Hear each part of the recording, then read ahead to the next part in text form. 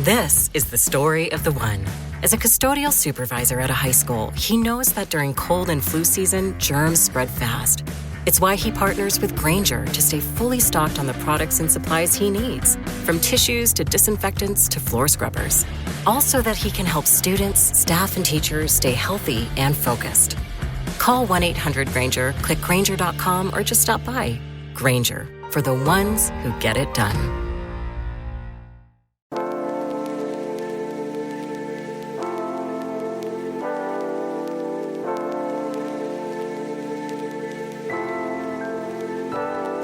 Welcome to The Deep Dive. We're the show that cuts through all that noise, the information overload. We aim to give you those aha moments, a clear, concise, and honestly engaging understanding of what's really going on. Today, we're diving deep into the latest from El Salvador. We're looking at significant news, developments, key insights, all gathered as of September 4th, 2025. And we've got a stack of sources: Diario Mundo, Diario El Salvador, El Diario de Hoy, El Blog, La Prensa Gráfica, El Faro. Pretty comprehensive stuff. Absolutely. And for you listening, our goal isn't just listing headlines, it's about connecting the dots. We want to help you understand the why behind these stories, see how things link up, and really grasp the bigger picture for El Salvador and, well, beyond. It's about making sense of it all. Okay, let's kick off with some pretty exciting economic and infrastructure developments, things that could genuinely reshape El Salvador's path. First up, there's a lot of talk about opening up geothermal energy to private investment. That's a big move. Diario El Mundo and El Diario de Hoy are reporting the direction of energy will pinpoint potential areas, then put them up for public tender. Seems like a real push for energy independence, wouldn't you say? Oh, definitely. The strategic thinking there is clear. Geothermal is, it's a powerful renewable resource. Bringing in private money could seriously speed up development. But the catch, like you said, is that each concession needs legislative assembly approval. And that raises a key question, doesn't it? Will that process just aim for speed, or will it build in safeguards? Mechanisms to make sure these investments actually benefit Salvadorans and the environment long term. You could even set a regional standard, maybe. That's a really important distinction. And staying on renewables, solar power projections for Central America are just huge. Our sources, again, Diario El Mundo, El Diario de Hoy, they're talking about solar becoming this massive electrical engine for the whole region. We're talking over $22 billion in investment by 2050. But considering El Salvador's geothermal strength, is there a risk in leaning too heavily on solar, or do they just work together? That's a great point. Well, solar has massive potential, especially with that kind of investment. But the beauty is they complement each other really well. Geothermal gives you that steady baseload power, right? Consistent, not weather dependent. Solar handles peak demand during the day. So mixing them actually makes the region's energy grid more secure, more resilient. It positions Central America not just for transition, but maybe as a leader in balanced renewables. Yeah, right. Diversification makes sense. Okay, from energy to connectivity, the Pacific Airport project, there's real progress. Diario El Salvador and La Prensa Gráfica say the terracing work is already 50% done. And this is part of a bigger plan, right? Modernizing the main Oscar Romero Airport, SIPA, the Port Commission, says they'll fund it with their own money plus resources from the BID, the Inter-American Development Bank, and they're aiming for completion of this first part by early 2026. That's pretty quick. It is quick, and it's a fundamental upgrade. Modern airports aren't just about tourism. They boost logistics, trade, international business connections. It's foundational. And the fact that SIPA is using its own funds backed by the BID, that signals a pretty solid financial approach. If they pull this off, El Salvador could really become a key regional hub, attracting new industries, maybe even global links beyond its neighbors. And while they're building physical infrastructure, they're also trying to bring back human capital Salvadorans living abroad. There's an active law offering tax breaks for those who want to return. Diario El Salvador mentioned this, and a Diario El Mundo editorial really stressed the goal isn't just attracting people and money, it's about making their return sustainable, safe, productive. What are the biggest hurdles to making that sustainable part actually work? That really is the core issue, isn't it? Incentives get people in the door, sure, but keeping them, making it sustainable, that's the challenge. It means creating not just jobs right away, but long-term economic stability, access to good social services, a real sense of belonging. The true test is how well El Salvador can integrate their skills, their capital, into the local economy. You don't want to reverse brain drain that just shifts problems around without real long-term integration and growth. Yeah, lots to watch there. Okay, before we dig into some critical social and health issues, we're just going to take a very quick break. Stay with us. Automated voice or host speaker. September 4, 2025.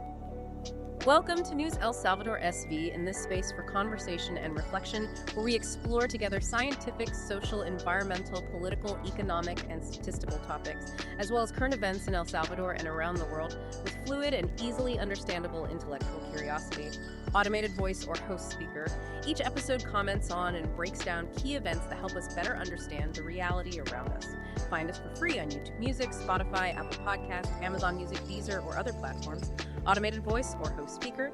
Find us on PayPal with the username PayPal2025-186. Write it all together, PayPal 2025-186. Remember, your contributions help pay bills so we can provide content. Automated voice or host speaker. We are News El Salvador SV. Follow us, share, and comment. Welcome back to the talk. Let's pivot now to something causing quite a stir, potentially changing daily life for many Salvadorans, the National Hospital Network changes. Alfaro is reporting that health workers, including unions like Symetris and the the Medical Association, are raising alarms. They're seriously worried about potential privatization of services and more executive control over health staff centralized right in the presidential house. What exactly in these new articles is making them so concerned? That's the heart of it. These 4 articles apparently contain clauses that could shift control over how services are delivered, how resources are allocated, shifted away from traditional health bodies towards more centralized executive decision-making. So health professionals are afraid this might open the door for private companies to take over certain services, which could, compromise access or quality for regular public patients. They're basically asking, is this new setup really about improving the network? Or is it creating a path for profit where public health used to be the priority? It's a fundamental question, really. A critical one, definitely. Healthcare touches everyone. Switching to another vital health note, prostate cancer. Urologists are putting out an urgent warning. Diario El Mundo highlighted this. They're reminding everyone it affects 1 in 8 men. That's significant. And they're strongly urging early checkups. Given that statistic, 1 in 8, what else could be done? Maybe more innovative approaches to boost early detection beyond just warnings. Well, awareness campaigns are crucial, yeah. But to really move the needle on early detection, you need more proactive stuff, like integrating routine screening advice into primary care visits, using community health workers to reach folks who might not come in otherwise, making sure diagnostic services are actually available and affordable, geographically too. Maybe even things like mobile screening units, especially for rural areas, could bridge a big gap. It's about making prevention and early detection as easy as possible, really. Makes sense. Okay, moving to public safety. And this is sobering news on the roads. El Blog and Diario El Mundo are reporting distracted driving is still the #1 cause of accidents in El Salvador. And we're seeing these tragic examples of driver arrested for killing a cyclist in Jicalisco, 3 people hurt in a crash just recently on Paseo General Escalon. With stats like these, are there any, unique enforcement or education tactics that have worked elsewhere that might apply here? It's a tough one, a persistent global problem. And those examples are stark reminders. Beyond just standard tickets, some places have had success with really targeted, high-visibility campaigns. Combining PSAs with more police presence right in known hotspots. Technology, like maybe better cameras for catching distracted driving, could play a part.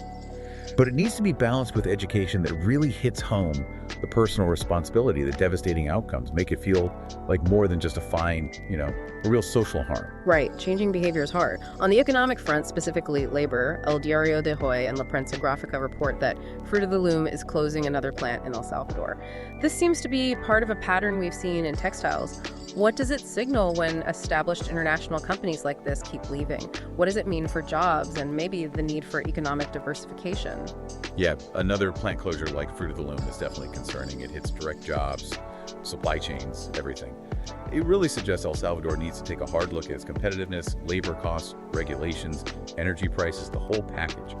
And maybe more broadly, it just highlights how important it is to diversify the economy, move beyond just traditional manufacturing to create more resilient jobs, attract investment in sectors, maybe higher up the value chain, things less vulnerable to these global shifts in textiles. Diversification seems key everywhere.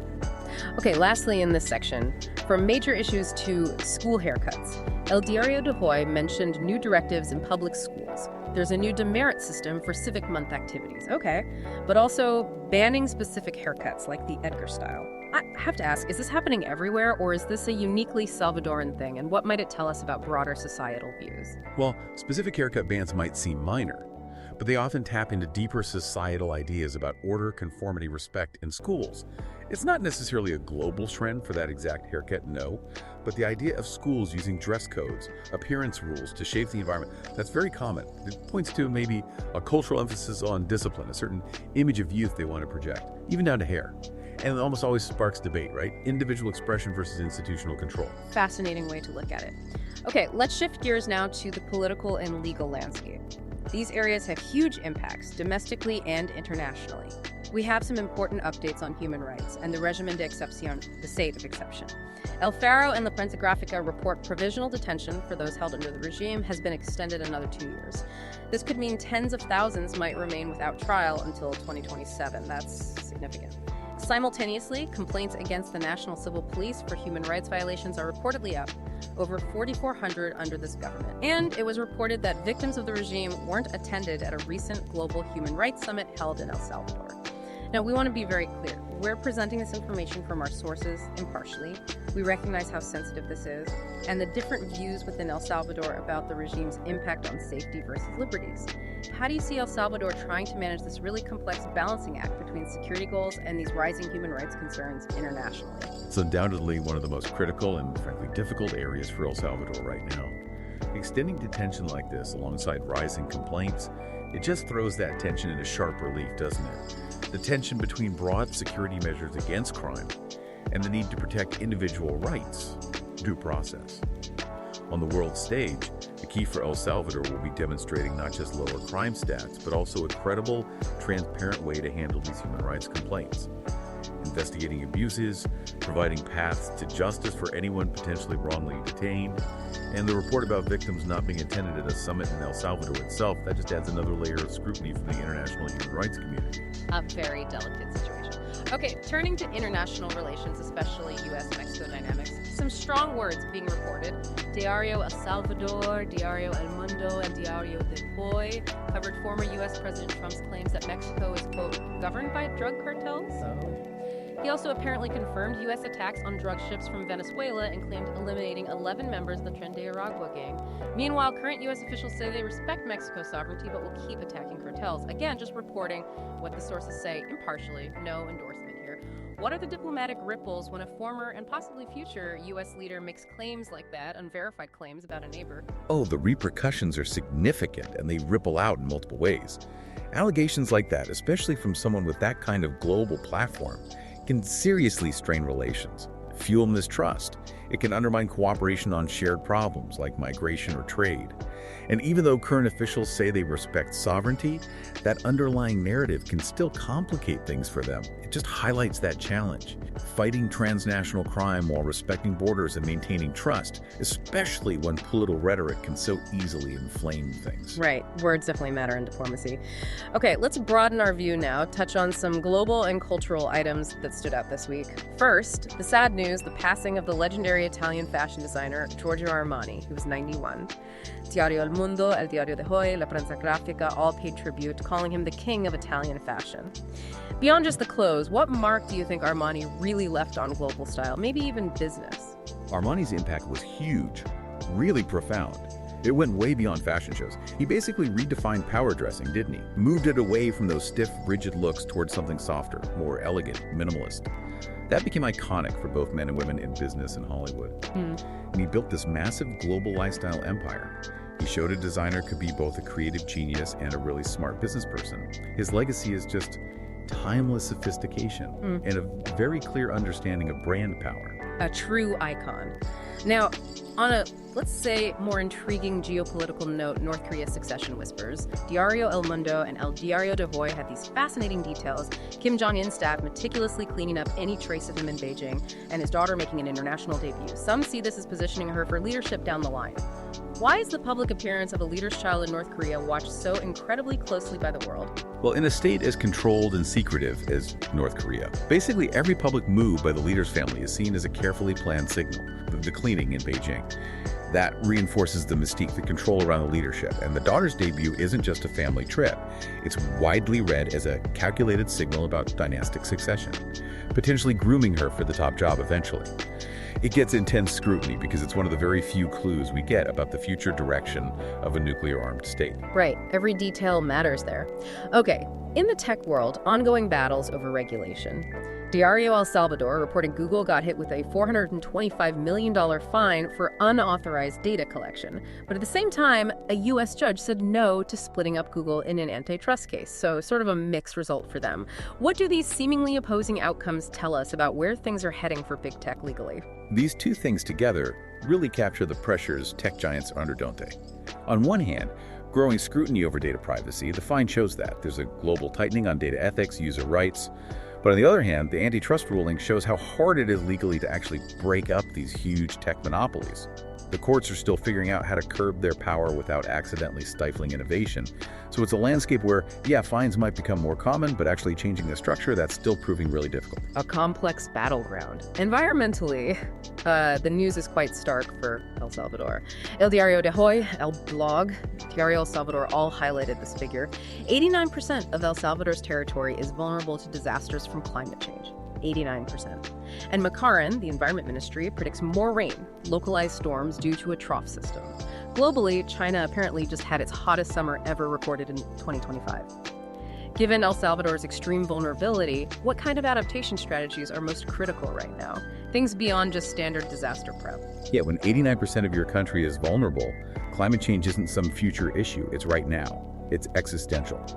So beyond basic preparedness, you need innovative strategies. Things like large-scale ecosystem restoration, protecting mangroves, reforestation using nature as a buffer, critically climate-proofing infrastructure, roads, power grids, water systems, developing better early warning systems, maybe using AI combined with local knowledge. Investing in climate-resilient agriculture is huge, too, for food security. The big question is, how quickly can these adaptation strategies be scaled up to actually meet this urgent reality? Urgent indeed. Switching to wellness, a little piece of good news from Diario El Salvador. Findings suggest that millennial green tea, whatever that specifically is, shows promise against obesity and insulin resistance, improving glucose sensitivity metabolism. Sounds encouraging for health buffs. It's a great example of how research keeps finding new potential in traditional things, right? Millennial green tea probably refers to a specific blend or maybe preparation method. But the bigger picture is this growing focus on nutraceuticals, using diet to manage metabolic health. It suggests a future where natural compounds might play a much bigger role in preventing illness and managing chronic conditions. Interesting. And finally, a quick sports wrap from several sources. Diario El Salvador, El Blog, El Diario de Hoy, La Prensa Gráfica, Diario El Mundo. El Salvador's national football team, La Selecta, faces Guatemala in a World Cup qualifier. Apparently, they haven't lost to Guatemala in qualifiers for 48 years. Also, sad news for Puerto Rican hurdler Jasmine Camacho-Quinn. She's out of the World Athletics Championship with a foot injury. Yeah, these updates capture that mix of national pride and global competition. For La Selecta, keeping that 48-year streak against Guatemala alive in qualifiers, that's huge nationally. It carries a lot of collective hope, history. Camacho-Quinn's injury, that's a tough personal blow, but it also affects Puerto Rico's representation on the world stage. Both stories just highlight the passion, the drama you find in sports, how it connects people and nations. Absolutely. So after all that, what does it all mean? We've covered major economic shifts, critical social issues, the complex political scene, and even global, cultural, and environmental moments, all as of September 4th, 2025. Hopefully you've got a pretty solid snapshot now of a world and a country that's definitely evolving fast. Yeah, our goal is always to give you more than just the facts. We want to provide the context, the deeper insights, so you can really understand the significance, maybe see where things might be headed. We really hope this deep dive has offered you a richer, more nuanced view of today's events. So thinking about everything we've touched on today, the economy, health, politics, global trends, what's one area from this deep dive that you feel might have the most significant long-term impact on El Salvador's future? And maybe why? Something for you to think about as you go about your day. Thanks so much for joining us on this deep dive.